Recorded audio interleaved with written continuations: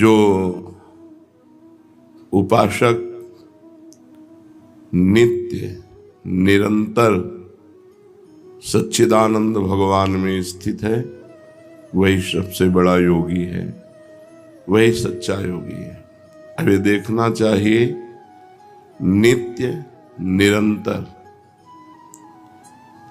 वही सच्चा योगी है। तेषाम सतत युक्ता नाम भजताम प्रीति पूर्वकम ददामि बुद्धि योगम तम ये न मामुपयांति ते। इसके आगे कुछ नहीं। सबसे बड़ा योग, ज्ञानियों से भी बढ़कर, तपस्वियों से भी बढ़कर और कर्म योगियों से भी बढ़कर के भगवान ने अपने परम प्रेमी भक्त को बताया है। हर समय भगवान का चिंतन,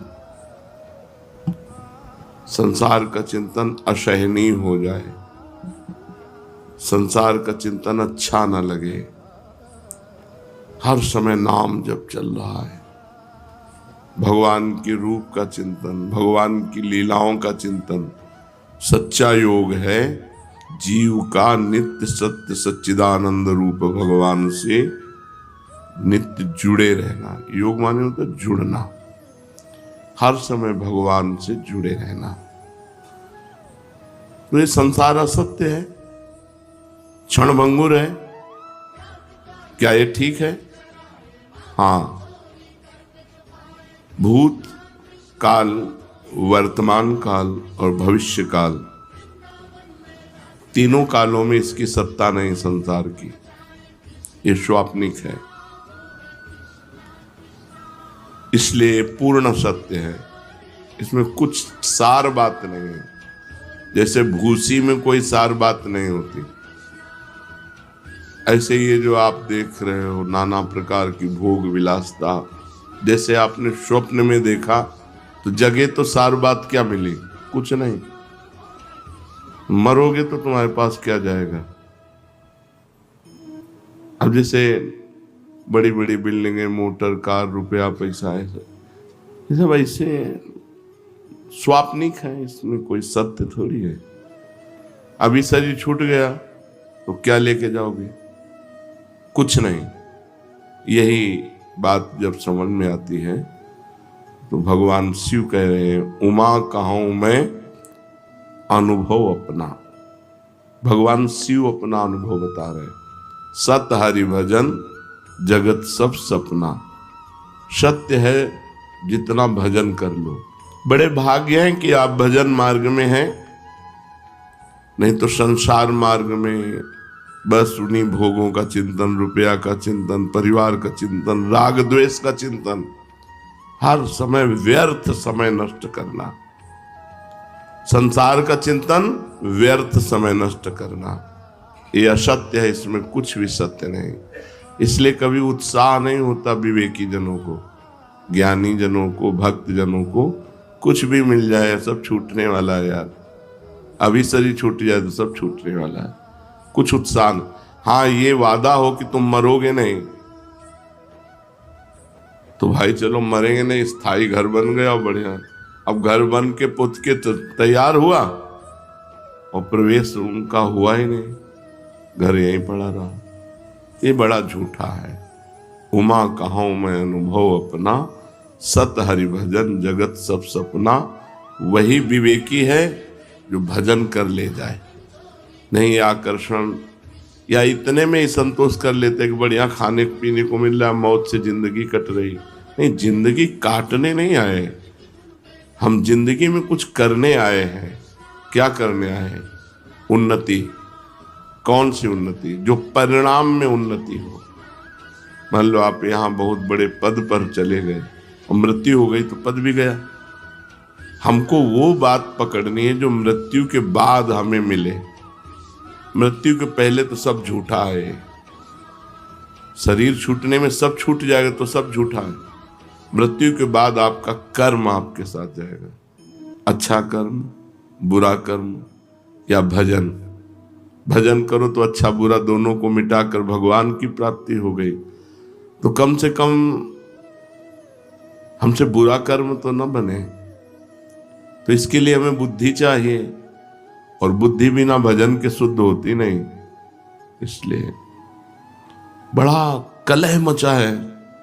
जब संसार का हमें कुछ दर्शन होता है तब लगता है ऐसा संसार है, थोड़ी थोड़ी बात के लिए।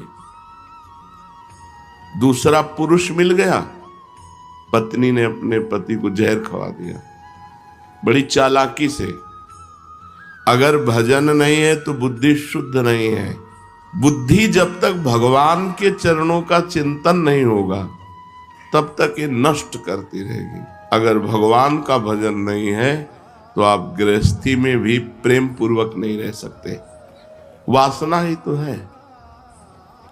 जब अपने पति में संतुष्टता नहीं तो विश्व में संतुष्टता नहीं होगी, चाहे जितना पाप कर लो। जब अपनी पत्नी में संतुष्टता नहीं तो विश्व में चाहे जितनी स्त्रियों के साथ, वो सब पाप कर्म।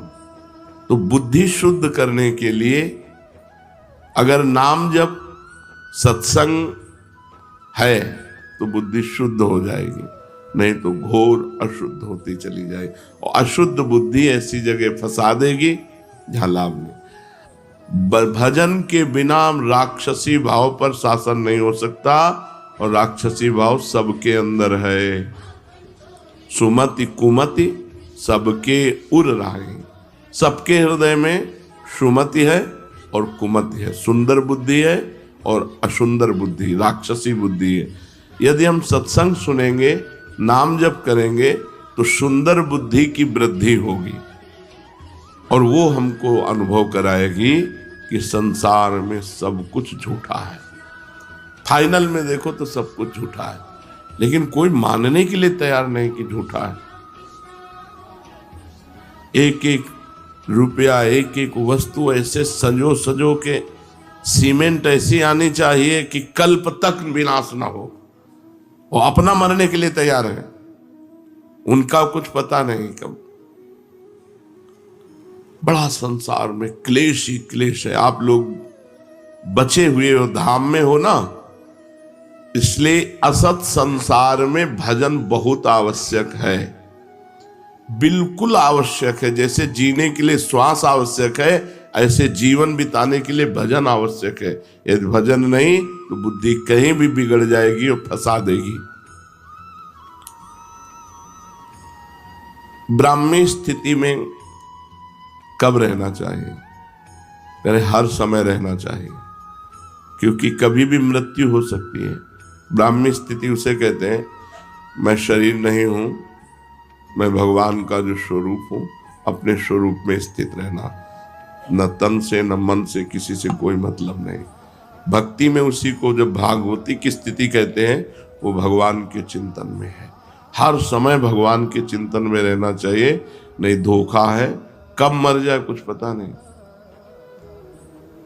एक गाय को इधर बांध दिया रोड के किनारे, और उसका गोबर उठा रही थी, और एक ट्रक आया, पीस गया। आराम से अपने बच्चे को लिए जा रही, गाड़ी बहकी हुई आई, उसे मार गई। कब कहां क्या हो जाए कुछ पता नहीं, कब कहां क्या हो जाए। इसलिए हर समय राधा राधा राधा राधा। ब्राह्मणी स्थिति में नहीं हो तो भाव में, नाम में स्थिति में तो रहा जा सकता है। डरो इस बात से कि तुम्हें मरना है, और मरना है अगर भजन नहीं हुआ तो देखो जीवों के साथ कैसा व्यवहार कर रहे हैं। बकरा, मुर्गा, गाय, भैंस, ऊंट, कुत्ता, कुछ नहीं बच रहा इन राक्षसों के आगे। ऐसी राक्षसी बुद्धि बन गई है, कुछ नहीं बचा। धीरे धीरे अपने देश में सब बाहरी हवाएं आ रही। अब बताओ, अगर हम बकरा बन गए और जिंदा जलाया जाता है, स्वादिष्ट मांस बनाने के लिए पैर ऊपर बांध दिए गए और नीचे से आग लगा दी गई, वो तड़प तड़प के मरता है। बनना है बकरा, चुपचाप भजन करो, नहीं बकरा बकरी बनोगे। बहुत बहुत दुर्दशा है। हम कभी कभी एकांत में इस बात से कि अरे लोग जान क्यों नहीं रहे कि किस लिए आए, अरे भजन कर लेने, अगला जो होने वाला है उसमें आप कुछ नहीं कर सकते। जैसे पशु पक्षी अन्य योनियों में गए, कुछ नहीं कर सकते। कबूतर चुन रहा है, बिल्ली दौड़ के आई, पकड़ा, एक एक पंख उखाड़ के छील के खा गई। कितना भयानक पीड़ा होती है मृत्यु के समय। वो जब जीवों को देखो, स्कूटी में जा रहे हैं, एक्सीडेंट हुआ, आते निकल के बाहर निकल के पड़ गए रोड में। बहुत विचित्र। डरो कि इस संसार में अगर भगवान का आश्रय नहीं है तो तुम कहीं ना कहीं फंस जाओगे, कहीं ना कहीं तुम पिट जाओगे, कहीं ना कहीं तुम्हारी दुर्गति हो जाएगी। इसलिए हर समय नाम जप करते रहो। ये दैवी संपदा और आसुरी संपदा कहां रहती है? बोले चित्त में रहती है। जो चित्त वासुदेव का चिंतन करता रहता है, चित्त के अधिष्ठात्र देवता भगवान वासुदेव है, उसमें दैवी संपदा वास करती है। और जो चित्त संसार का चिंतन करता रहता है, उसमें आसुरी संपदा वास करती है। बहुत ध्यान देने योग्य बात है। चित्त का चिंतन नहीं छूटना चाहिए भगवान का।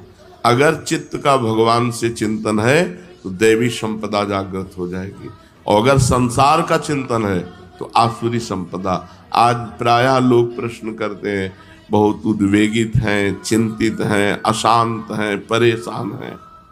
क्यों? क्योंकि संसार का चिंतन हो रहा है। देखो 6 घंटा नींद में सोते हो तो कितना अच्छा लगता है, क्योंकि संसार का चिंतन नहीं होता। अगर जागृत में 6 घंटा संसार का चिंतन छोड़कर भगवान का चिंतन करो तो परमानंद में डूब जाओगे। संसार का चिंतन ही आसुरी संपदा है, भगवान का चिंतन ही दैवी संपदा है। सारे सद्गुण उसके हृदय में आ जाते हैं जो भगवान का चिंतन करता है। ये आसुरी संपदा और दैवी संपदा दोनों चित्त में रहती हैं। अगर चिंतन भगवान का अधिक तो दैवी संपदा जागृत हो जाएगी, चिंतन संसार का अधिक तो आसुरी संपदा जागृत हो जाएगी। बंधन और मोक्ष क्या है? संसार के प्राणी पदार्थों का चिंतन करना ही बंधन है और भगवान का चिंतन करना मोक्ष है। तुम भजन कर रहे हो, अभी मुक्त हो, हर समय भजन करो। लोग शरीर सुख के लिए परेशान हैं, और शरीर का सुख त्यागने से आनंद प्राप्त होता है, और शरीर सुख में आनंद प्राप्त करना चाहते, बस यही परेशानी है। जीते जीते सब आंखें खराब हो रही, कान खराब हो रहे, पता नहीं क्या क्या। अब तो बड़ी विचित्र समस्याएं हैं। हम सच्ची कहते हैं, हर समय मन इस बात से व्याकुल रहता है कि ये लोग जाने यार काहे को परेशान हो रहे हैं, किसमें समय बर्बाद कर रहे हैं। सबको समझना चाहिए हम आए किस लिए। एकमात्र केवल भगवान की चर्चा, भगवान का चिंतन करते हुए, सांसारिक कार्य करते हुए। बंधन क्या है? संसार का चिंतन। मोक्ष क्या है? भगवान का चिंतन। संसार के प्राणी पदार्थ में ममता ही बंधन है, और भगवान के चरणों में ममता मोक्ष है।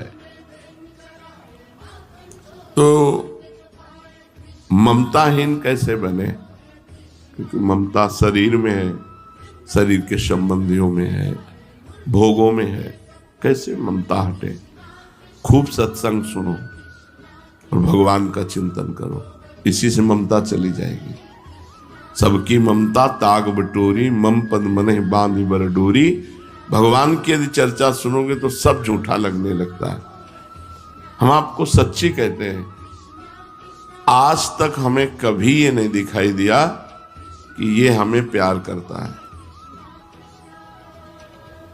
जहां कहीं लगा तो उत्तर में हमने देखा कि वो अपने लिए हमें प्यार करता है, हमारे लिए हमें प्यार नहीं करता। जैसे बहुत रोना धोना कोई करे, बहुत प्यार दिखा रहा, तो मन कहता है आपको प्यार करता है, तो भगवान कहते रुको हम परीक्षा लेते हैं। और जहां उसके प्रतिकूल थोड़ी सी बात हुई, बस उसका चेहरा सामने आ गया। अरे ये तो हमारे, अच्छा ये प्यार था, बस समझ में प्यार नहीं। वो अपने लिए हमसे प्यार कर रहा है, हमारे लिए सिर्फ हमारे भगवान प्यार करते हैं, हमारी प्रिया जो प्यार करती है। सब अपने लिए प्यार करता है।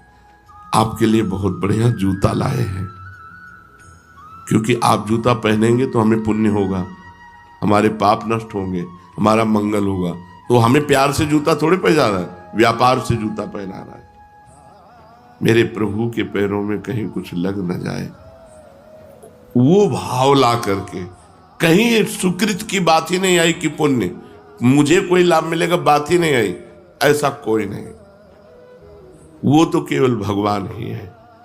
आज तक हमें समझ, हमको सब नाटक लगता है। जब कोई,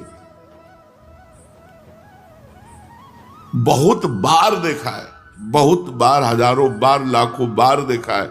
अब बचपन से बाबा जी तो कोई तुम्हें थोड़ी श्रद्धा कर रहे हो, लाखों श्रद्धालु मिले, लाखों, ऐसे कि आप देखते रह जाओ कि क्या श्रद्धा है।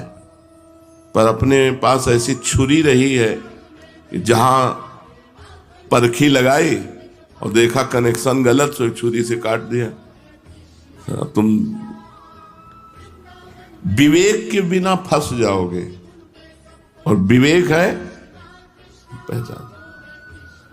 जब हमसे किसी ने प्रेम करने की चेष्टा की तो हमने उल्टा किया है।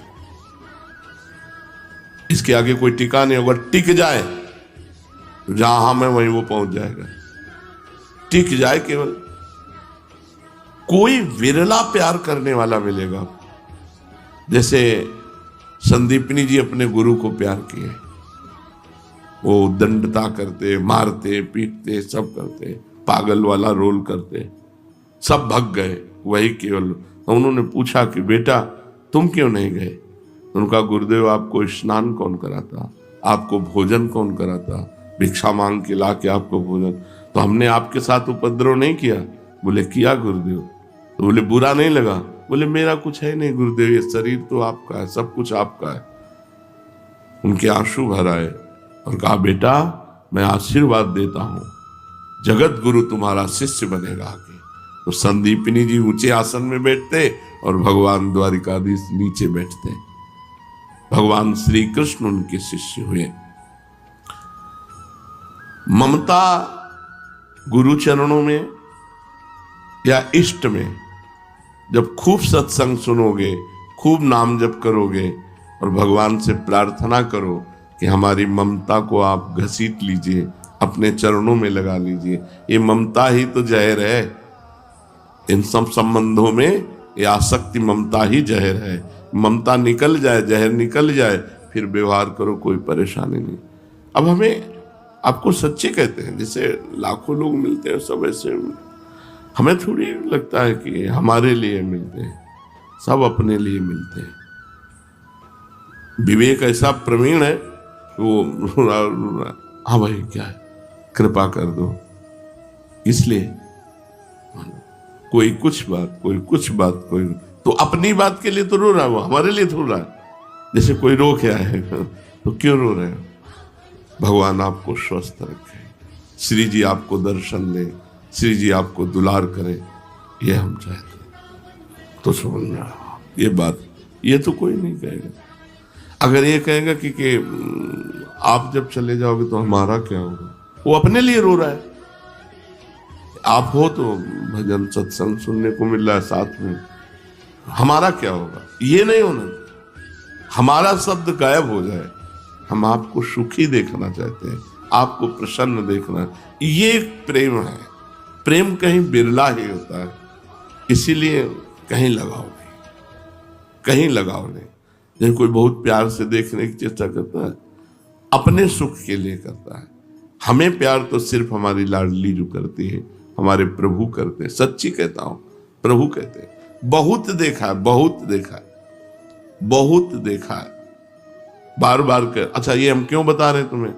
तुम ये ना मान लो कि तुम्हें कोई प्यार कर रहा है। रंग बदलते देखा है, रंग बदलते देखा है। एक क्षण कुछ और दूसरे क्षण कुछ और। तो अपने लोग कोई संसारी आदमी थोड़ी हैं कि हम तुम्हारे, जब तुम प्यार कर रहे थे उसको तौला और जब तुम वार कर रहे थे वचन का उसको तौला। ये वही है जिससे कभी प्यार शब्द हो ही नहीं सकता, केवल प्रभु से। और चूक स्वार्थी पुरुषों में होती ही है, और परमार्थी पुरुष में प्यार नहीं होता और समानता होती है। जैसे आप परमार्थ में चल रहे हो तो जो मैं हूं वही तुम हो, तुम हो वो मैं, इससे ज्यादा प्यार और क्या हो सकता है। जाओ, हम तुमसे तदात्म होते हैं, जो मेरा स्वरूप हो वही तुम्हारा स्वरूप जागृत हो जाएगा।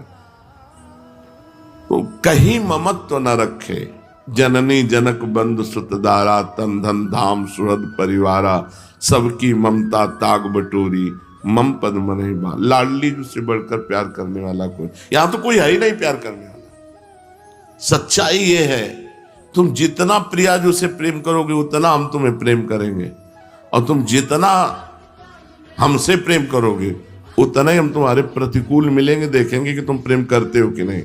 इसलिए हमसे तो करना मत ही, प्रियाजू से प्रेम करोगे हम तुम्हें बहुत प्यार करेंगे। और प्रियाजू को छोड़ करके तुम सोचोगे कि गुरु साक्षात परब्रह्म, तो तुम कसौटी पे आ नहीं सकते, हम तुमसे प्रतिकूल व्यवहार करेंगे।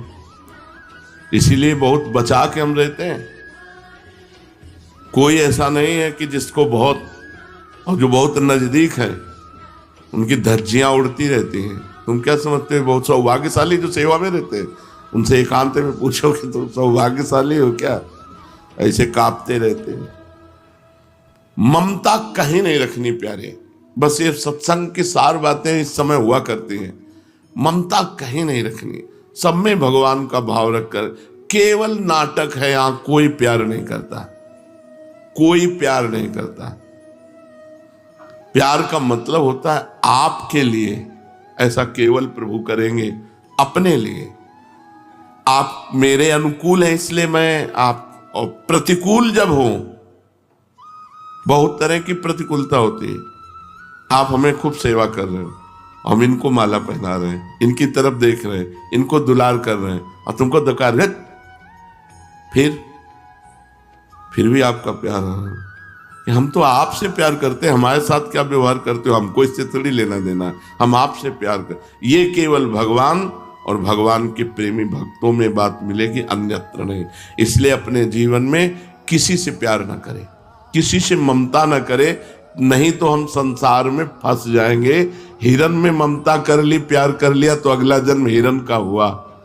निरपेक्ष रहे, और यहां कोई प्यार नहीं करता। बार बार इसलिए कह रहा हूं कि हमको लगता है हमें कोई प्यार करे, हमें लगता है कोई हमें प्यार करे, तो इस धोखे में न रहना कि यहां कोई तुम्हें प्यार करेगा, तुम्हारा शोषण करेगा, तुम्हें भ्रष्ट करेगा, तुम्हें श्री जी से हटा देगा।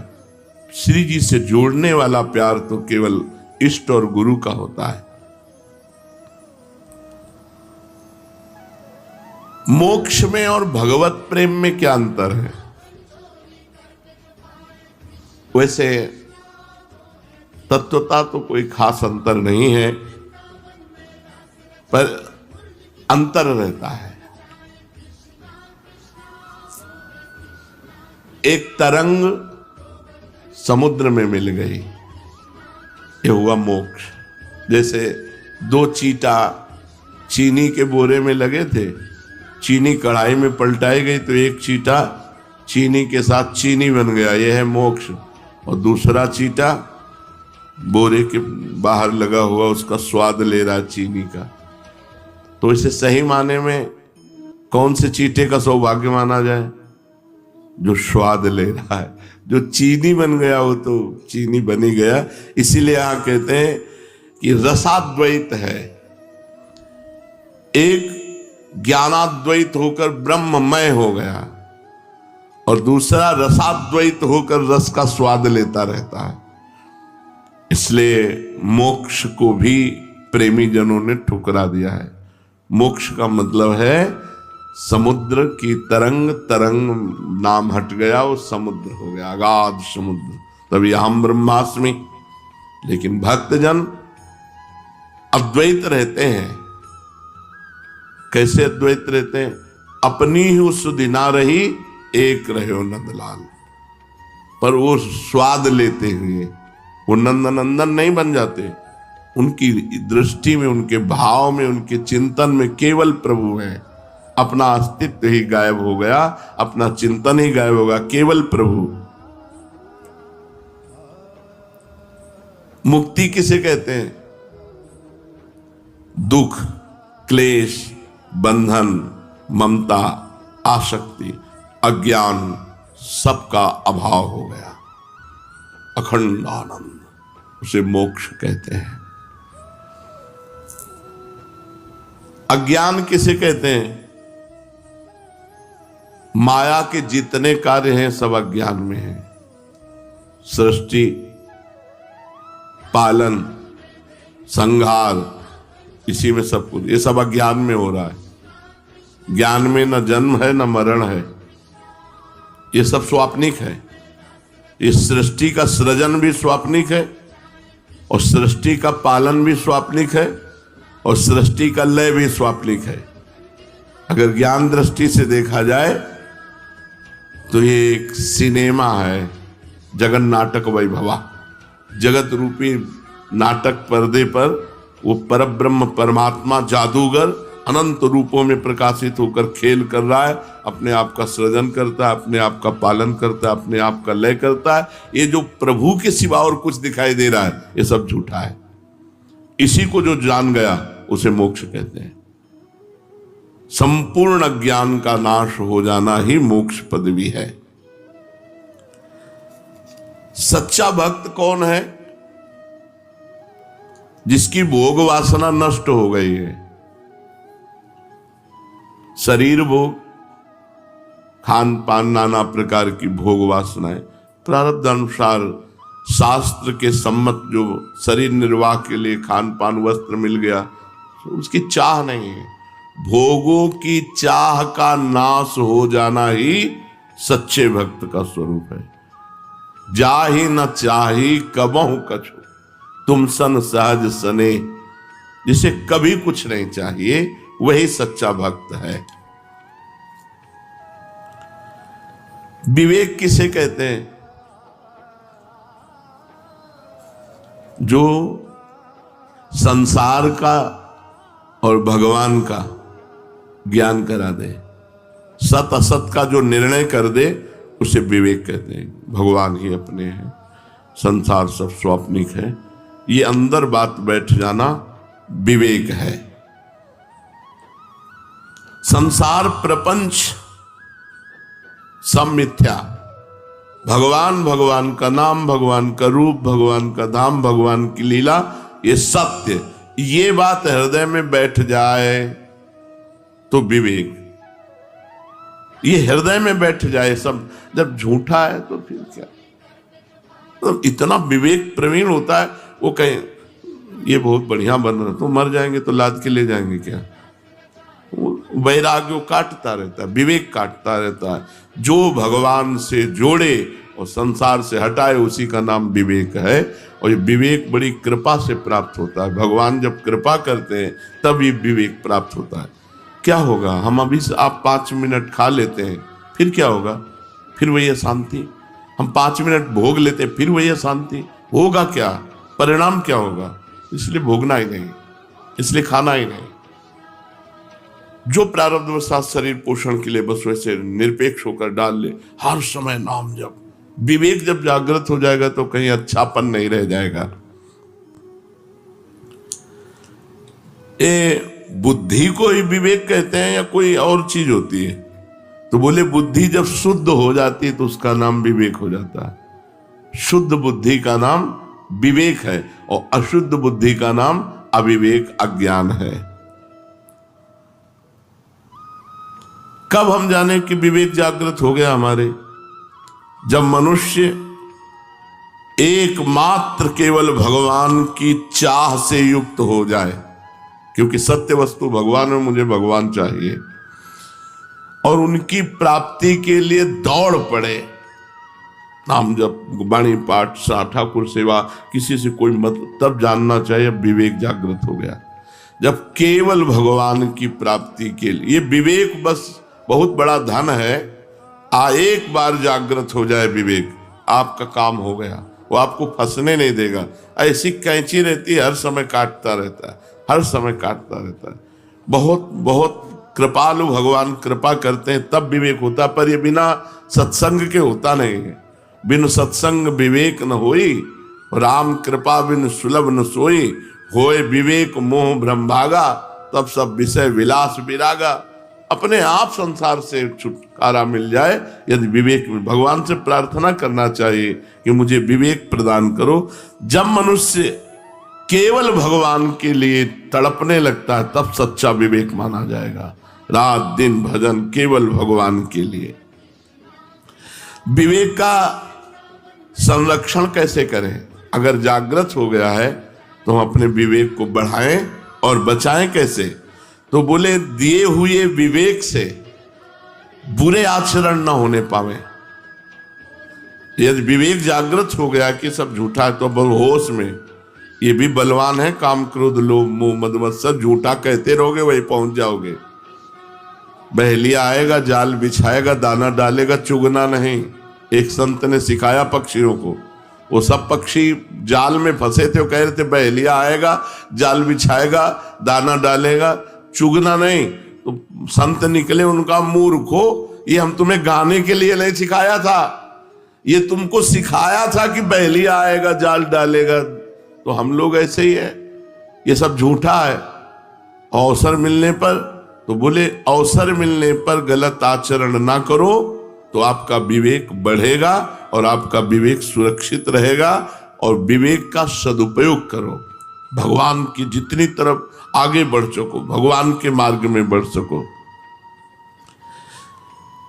जब कोई इस संसार में रहता है, सबके बीच में रहता है, तो भोगों के बिना रह कैसे सकता है? अब संसार में ही रहना है, सब स्त्री पुरुष सब ऐसे, कैसे भोगों के बिना कैसे रह सकता है? यही तो विवेक का असली कमाल है। यही विवेक का असली कमाल है कि भोगों के बीच में भी रहते हुए तुम्हें भोगी नहीं योगी बना देगा। नहीं, रुचि ही नहीं रहेगी, ऐसे हो जाएगा। जैसे वो कोई बमन देखे, उल्टी देखे तो कैसा लगता है? सोच देखे तो कैसा लगता है? मलवत भोगों का त्याग, वमनवत भोगों का त्याग और विश्ववत भोगों का त्याग, ऐसा शास्त्रों में आया है। तो जो रमा विलास राम अनुरागी, तजत बमन जिम जन बड़ भागी। विषय भोगों के बीच में रहते हुए अच्छी नहीं, परम पवित्र शरीर, परम पवित्र विचार, क्योंकि विवेक है ना, वो छूना भी नहीं चाहता किसी को, किसी भोगों की तरफ बात जाने दो। ये पवित्रता जरूरी है। जितना आप निरपेक्ष रहेंगे तो आपका मन पवित्र होगा, और जितना आप अस्पृश्य रहेंगे, छुएंगे नहीं, तो तन पवित्र रहेगा। रहना चाहिए, जल्दी किसी को टच नहीं करना चाहिए। उससे आपके अंदर पवित्रता जब बढ़ेगी तो आप समझो भोगों की तरफ अपने आप अरुचि हो जाएगी। और यही हमारी साधना का फल है कि कोई भोग हमें अच्छा न लगे। कौन सा भोग अच्छा है, कौन सा अच्छा है, विचार करके देखो। पर ये कहते रहोगे है क्या, वहीं पहुंच जाओगे। अगर भजन नहीं हुआ, भगवान की शरणागति नहीं हुई, बहुत बहुत सावधानी। भजन आपका आनंद क्यों नहीं देता? ये खामियां हैं, ये कमियां हैं।